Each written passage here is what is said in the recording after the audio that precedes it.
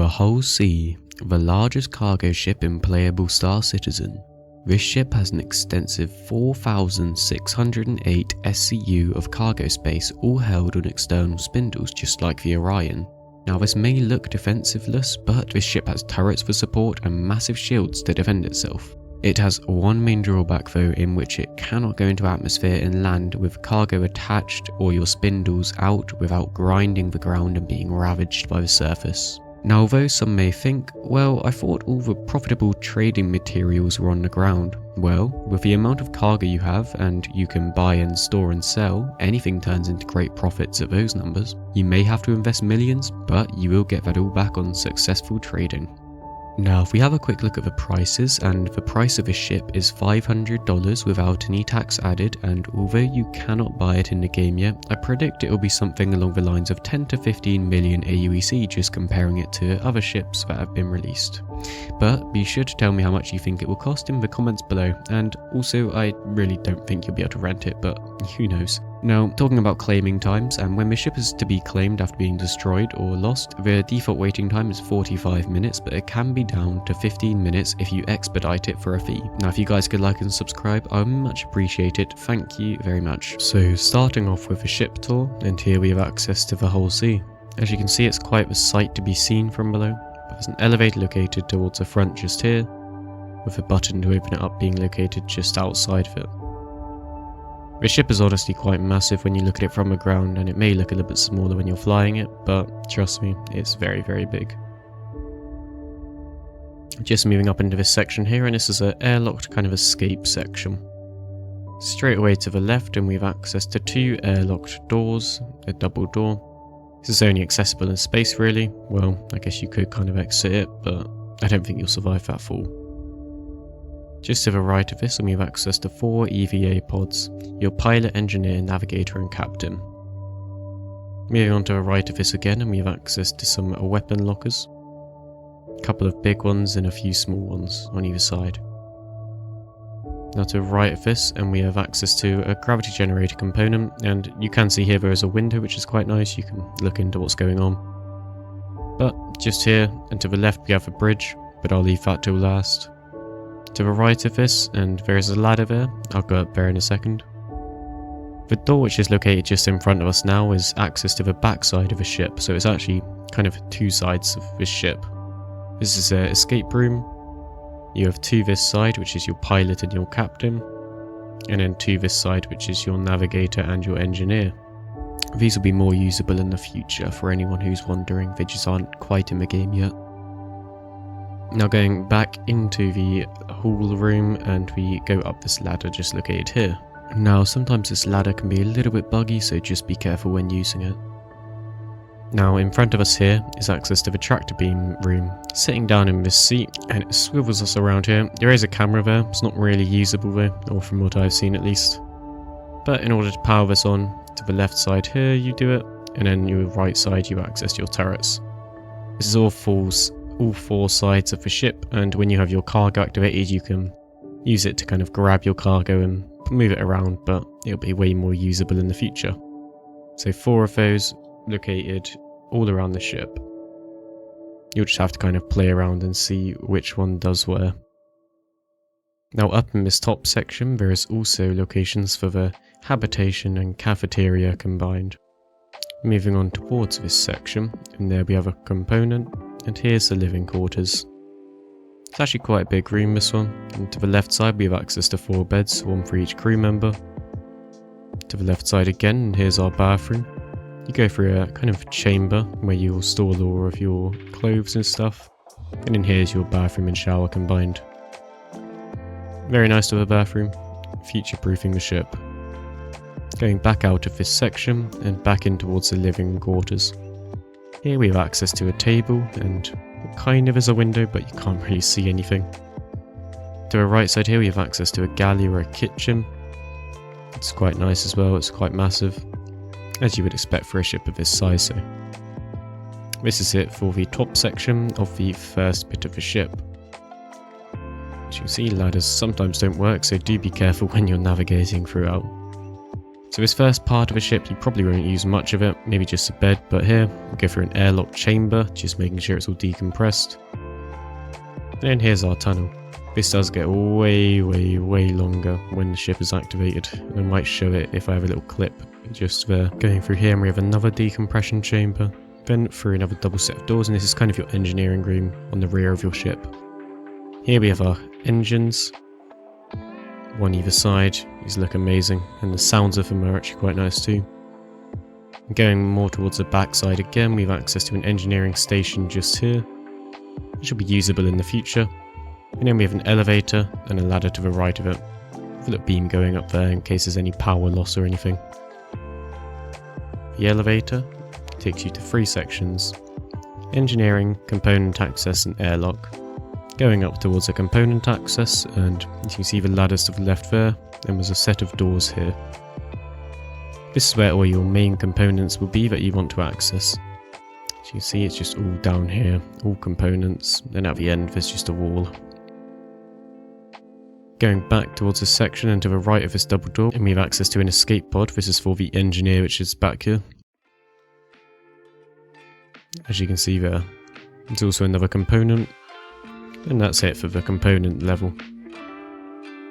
Going back out here into our elevator, the stop section, which is the airlock section, is quite a little section and you won't really use it at all, I don't think, but it's still a cool feature. To the left side we have our ladder again, and a set of double doors. Now in here we have access to our EVA suit locker room, which is where you put on your suit. Little kind of chamber, make sure it's airlocked off, and then here's access to the outside. Even though this is a really nice thing to do and you can walk all along the top of your ship, well, kind of. I'm now stuck down here and won't be able to get back up. Now, seeing as I said I'd come back to the bridge, here we are. You go through the set of doors, which is just here, located on the front side of a ship, and as you can see in typical MISC fashion, it's a very narrow windscreen with access to a few chairs and a commanding console. You do also have access to a couple of components on the back, but if we walk down into the main section, as you can see this is our commanding chair. Can't actually do anything in it yet, but it's pretty cool that it's in there, again future proofing it. To the right side here is our co-pilot, left side is pilot seat. I'll just enter the co-pilot seat for a second, and in this co-pilot seat you gain access to 2 of your turrets, which are the only 2 you can access. That means that they are not remote, so you can have just one friend come along and use both of them. I think it's a pretty cool feature, ignore me accidentally turning it off, but here we go. We have access to a remote turret, 2 Panther repeaters in either one. These do actually deal quite a decent amount of damage, and will probably suffice you against any kind of enemies that will try to attack you. Just do be warned if there are a couple of enemies you may not be able to get both of them, because there might be one above you and then one below you, and you cannot get them both at the same time with one person sitting down. Now if I just exit this chair just here, and I will go into the co-pilot seat located to the left. There are quite a few buttons that are all around the place which you can use, they're also very nice. Now starting off, as you can see the visibility, and you can see, okay, all the way to the left and to the right of you, but it's rubbish everywhere else. You can't see above, below you. Same with the Hull A, the Starfarers, all of the MISC ships really. Hopefully the update is going to make it more like a prospector, but who knows. You have access to 4 of your consoles, so one of these main ones you'll want to use is the hailing console, seeing as you'll be doing that a lot when it comes down to trading. You have access to your spindle activation just on that one with the exclamation mark there, which usually works, but because I'm landed it doesn't. And I'll just do a quick acceleration and deceleration test. I will show you the manoeuvrability of a ship with cargo a full load as well whilst I'm doing the video. As you can see, it's not too bad. This is with a boost though, but let me tell you this, it doesn't get up to very high speeds. You can tell probably because of the size of the ship, and its manoeuvrability isn't that good, especially when you have cargo applied. I'll be showing you how to actually trade with this ship in a minute as well. Now I'll just activate the cargo spindles for you guys, so you just activate it like so, and then you can watch it all activate to the left. This does make your camera quite squished in, so you may have to adjust it in the camera settings, just holding F4 and going around with arrow keys and page up and down. As you can see there, they've all kind of activated and your cargo is held just on these little bits. Now I mentioned how it's the same as the Orion and Star, that also has something like this, but they rotate. Now exiting a space station or something with this ship while it's on a docking port is slightly different to normal. So you're going to retrieve your ship like normal, of course, but you'll see that it's on a docking pad, so just make your way over to there and down this little runway and into the ship. Whilst you're on here, you're just going to tap N, and then you're going to be engaging in a launch sequence. This will just literally pop you off the end, and then you'll be ready to go and fly like normal. So it's that simple. Now, in order to dock your ship to a space station, this is if you have your spindles out. It'll make you do it anyway, but you'll have to hail to the place you want to go to. So Bajini Point for me. Don't know how you say it, but it'll give you a kind of prompt up on your screen where you have to basically just put the points to the points until they go green. You should be able to see this in a second, but as you can see, the docking port is extending. There we go, so just ignore what happens. So you see these red dots, these red ones you want to be green. This one here, if I go left and turn it a little bit more, there you go, it's green. If I go to the right, this other red one is going to turn green, like so. As you can see, all my points are green apart from this little box here. For this one, you're going to adjust your height, number 1. And then just make your way more towards the actual docking port itself. That's a little circle just there. Once you get close enough and this red becomes larger, you'll be able to see it in a second. Just ever so slightly. You'll see a few green boxes. Now if you just hold down N, auto docking will be started. Now you're just free roam, you can do whatever you want. It's going to automatically dock.